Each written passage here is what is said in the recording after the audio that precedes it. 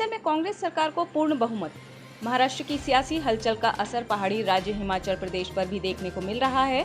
महाराष्ट्र में एनसीपी नेता अपने समर्थक विधायकों के साथ एनडीए का हिस्सा बन गए। इस बीच अब हिमाचल प्रदेश में एक बार फिर मिशन लोटस पर चर्चा जोरों पर है।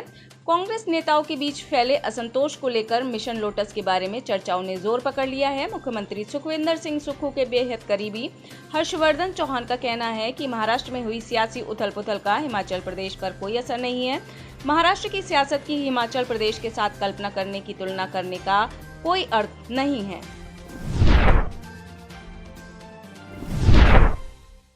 उदयपुर में वसुंधरा राजे की तारीफ के क्या हैं सियासी मायने।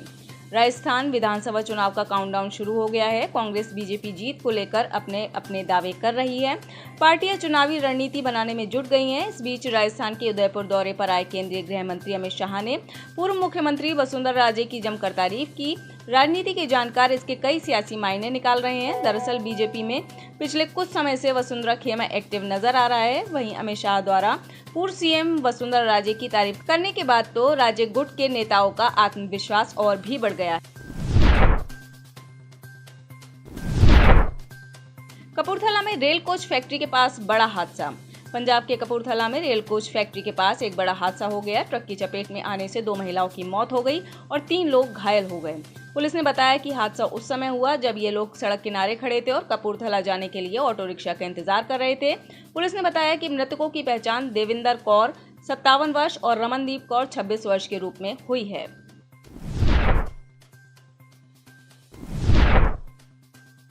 प्रेमी जोड़े की पंचायत ने कराई शादी। 3 साल से छुप कर मिलने वाले एक प्रेमी जोड़े की पंचायत ने शादी करवा दी। मामला बरौली थाना क्षेत्र की नवादा पंचायत का है। बीते सोमवार को हुए इस पूरे मामले का वीडियो सोशल मीडिया पर वायरल हो रहा है। हालांकि इस मामले में पुलिस के पास किसी तरह की शिकायत दर्ज नहीं कराई गई है। इस मामले में ना ही प्रेमी जोड़े पहुंचे और ना ही उनके परिवार के लोग थाने गए। पंचायत ने शादी तो करा दी, लेकिन इसके बाद शर्त रख दी कि अब दोनों गाँव में नहीं रह सकते।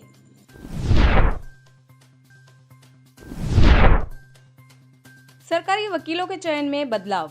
बिहार कैबिनेट की बैठक में मंगलवार को 8 एजेंडों पर मोहर लगी है। राज्य सरकार ने न्यायालय में सभी सरकारी वकीलों की नियुक्ति में बड़ा बदलाव किया है। राज्य स्तर के मामलों पर सरकारी वकील की नियुक्ति के लिए महाधिवक्ता की अध्यक्षता में एक कमेटी का गठन होगा। इस कमेटी में लॉ सेक्रेटरी, विधि विभाग के सचिव शामिल होंगे। सभी सरकारी वकीलों की लिस्ट होगी और कमेटी में चयन किया जाएगा कि वह वकील क्या कार्य करेंगे, प्राइवेट केस लड़ सकेंगे या नहीं, यह सब निर्णय कमेटी के द्वारा लिया जाएगा।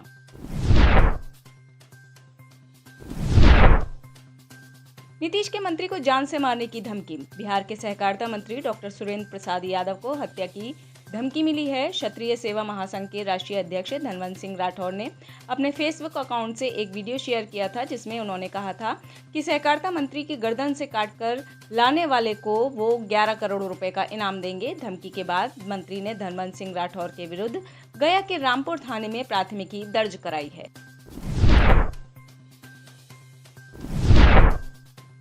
धीरेन्द्र शास्त्री की कथा को लेकर दिल्ली ट्रैफिक पुलिस की एडवाइजरी। दिल्ली में बागेश्वर धाम के पंडित धीरेन्द्र कृष्ण शास्त्री के कथा का आयोजन किया जा रहा है। यह कथा 6 से 8 जुलाई तक दिल्ली के रामलीला उत्सव ग्राउंड IPX पूर्वी दिल्ली में होनी है, जिसको लेकर दिल्ली ट्रैफिक पुलिस ने एडवाइजरी जारी की है। दिल्ली ट्रैफिक पुलिस ने यातायात को लेकर हर तरह की जानकारी दी है, जिससे कथा में शामिल होने वाले और उसके आसपास से गुजरने वालों को परेशानी का सामना न करना पड़े। 20 लाख कांवड़ियों के दिल्ली पहुंचने की उम्मीद। सावन माह की शुरुआत होते ही देश की राजधानी दिल्ली में कांवड़ियों के आगमन और प्रस्थान को लेकर तैयारियों ने जोर पकड़ लिया है। दिल्ली ट्रैफिक पुलिस के अनुसार इस बार 20 लाख कांवड़ियों के दिल्ली पहुंचने की उम्मीद है। इनमें सबसे बड़ी संख्या उन कांवड़ियों की होगी जो हरिद्वार से गंगा जल लेकर दिल्ली से होते हुए हरियाणा और राजस्थान की ओर जाएंगे। इन कांवड़ियों की सुरक्षा के लिए दिल्ली ट्रैफिक पुलिस ने हर साल की तरह इस बार भी बड़े पैमाने पर इंतजाम किए।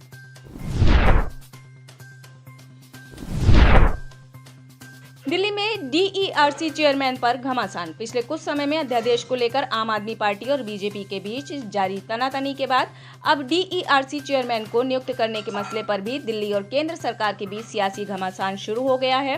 दिल्ली सरकार में मंत्री सौरभ भारद्वाज का इस मसले पर कहना है कि यह दिलचस्प है कि केंद्र सरकार दिल्ली विद्युत विनियामक आयोग पर अपना अधिकार क्यों चाहती है। सीएम शिवराज ने लॉन्च की सीखो कमाओ योजना।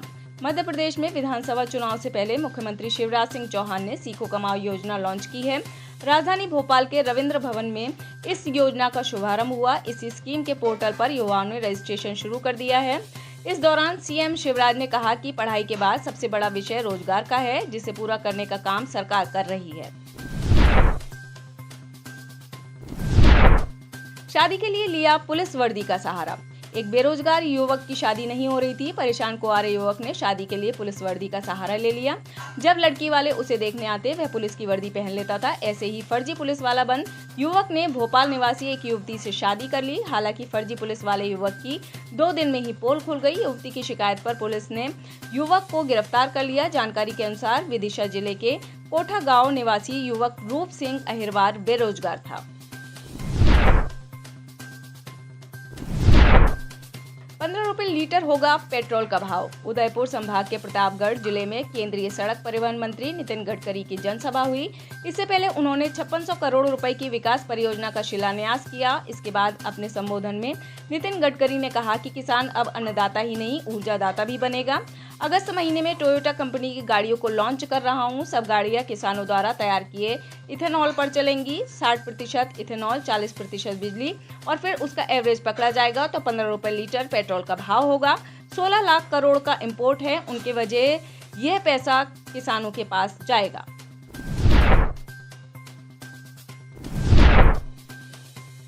सीएम मान का कैप्टन अमरिंदर पर निशाना। चंडीगढ़ में मुख्यमंत्री भगवंत मान ने एक बार फिर यूपी के गैंगस्टर मुख्तार अंसारी के मामले में पूर्व मुख्यमंत्री कैप्टन अमरिंदर सिंह पर निशाना साधा है।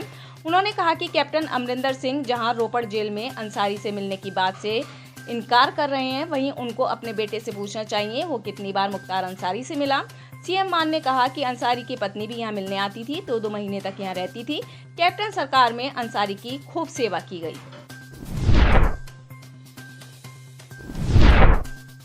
महाराष्ट्र के धुले जिले में ट्रक का ब्रेक फेल।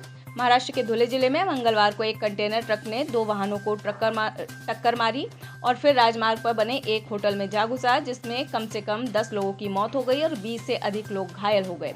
पुलिस के एक अधिकारी ने बताया कि यह हादसा धुले जिले में मुंबई आगरा राजमार्ग पर पलासनेर गांव के नजदीक सुबह करीब 10:45 पर हुई।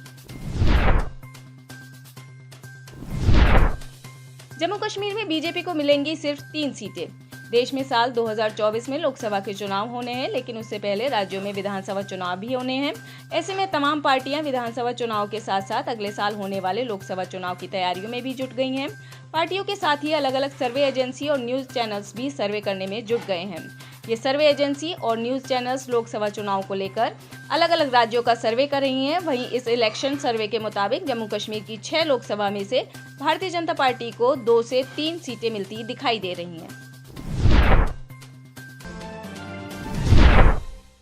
जापान के दौरे पर गए बिलावल भुट्टो पर क्यों भड़की पाकिस्तानी।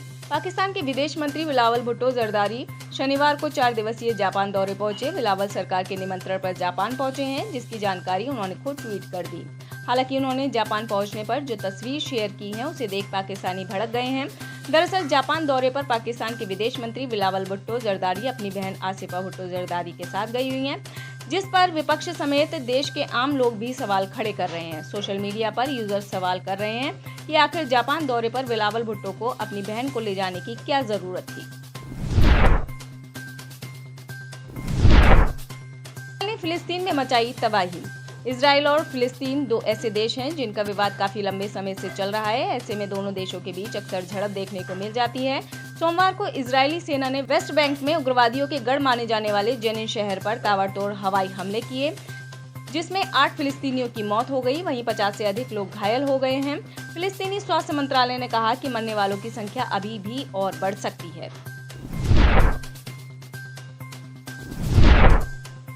इस्लामाबाद हाई कोर्ट से इमरान खान को मिली बड़ी राहत। पाकिस्तान के पूर्व प्रधानमंत्री और पाकिस्तान तहरीक-ए-इंसाफ के अध्यक्ष इमरान खान को इस्लामाबाद हाई कोर्ट ने बड़ी राहत दी है। इस्लामाबाद हाई कोर्ट ने मंगलवार को तोशाखाना मामले को अस्वीकार घोषित कर दिया और खान की जमानत याचिका को मंजूरी दे दी है। कोर्ट के इस फैसले को पीटीआई ने अपनी जीत बताई है। चीन में 6 साल के बच्चे ने 5वीं मंजिल से लगाई छलांग। पूर्व चीन के अनहुई प्रांत में बीते 25 जून को चौंकाने वाला हादसा हुआ, जिसमें एक बच्चे ने अपनी मां की मार से बचने के लिए अपार्टमेंट की 5वीं मंजिल से छलांग लगा दी। इसके बाद से चीन में सोशल मीडिया पर लोगों ने प्रतिक्रिया जाहिर की। इस घटना के बाद से लोगों में आक्रोश पैदा हो गया। लोगों ने देश में मजबूत बाल संरक्षण कानूनों को बनाने की मांग की है। अफगानिस्तान में महिलाओं के ब्यूटी सैलून पर लगा बैन। तालिबान ने नया फरमान जारी किया है, जिसमें कहा गया है कि काबुल में महिलाओं के ब्यूटी सैलून पर बैन लगा दिया गया है। तालिबान के सदाचार मंत्रालय के प्रवक्ता मोहम्मद आकिफ महाजन ने टोलो न्यूज को बताया कि एक नए मौखिक फरमान में काबुल और देश भर के अन्य प्रांतों में महिलाओं के ब्यूटी सैलून पर बैन लगा दिया गया है। आप इस खबर के बारे में क्या सोचते हैं, हमें कमेंट सेक्शन में बताएं। साथ ही ब्रह्मास्त्र न्यूज को सब्सक्राइब और शेयर भी जरूर करें।